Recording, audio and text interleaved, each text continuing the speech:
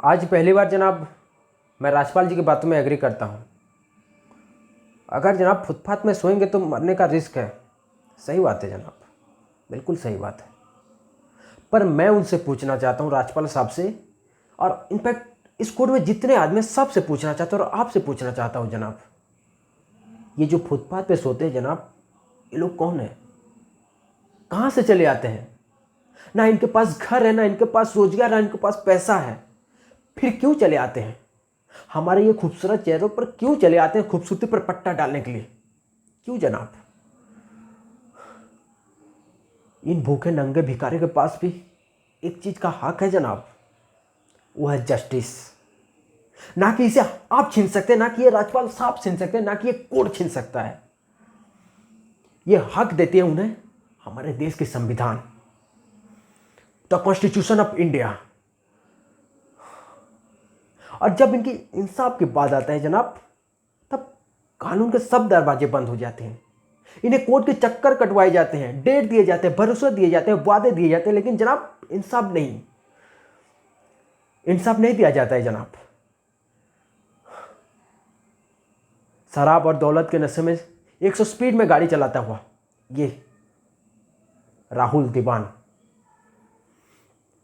जिसने 5 लोगों की जान ले ली जनाब, और और राज्यपाल साहब इसे कहते हैं कि इट इज जोक, ये मजाक है। नहीं जनाब, जोक क्या है मैं बताता हूं। पिछले 8 महीने से राज्यपाल साहब एक लैंड क्रूजर को बना दिए ट्रक। 6 महीना और चले दीजिए, ये ट्रक बन जाएगा ट्रेन।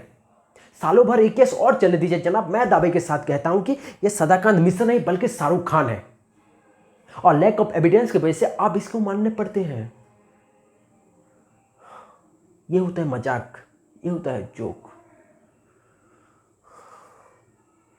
क्या कहा था आपने? फुटपाथ सोने के लिए नहीं होती, फुटपाथ गाड़ी चलाने के लिए भी नहीं होती। कानून से कहता है साला।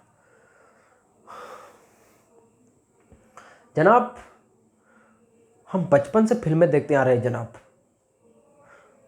वहां एक डायलॉग होता है कि कानून के हाथ लंबे होते हैं, घंटा लंबे होते हैं। सब बकवास है।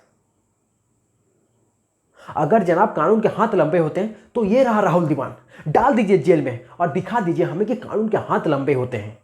डाल दीजिए जेल में, डाल दीजिए। जनाब एक बात बोलूंगा आपसे, प्लीज बुरा मत मानिएगा।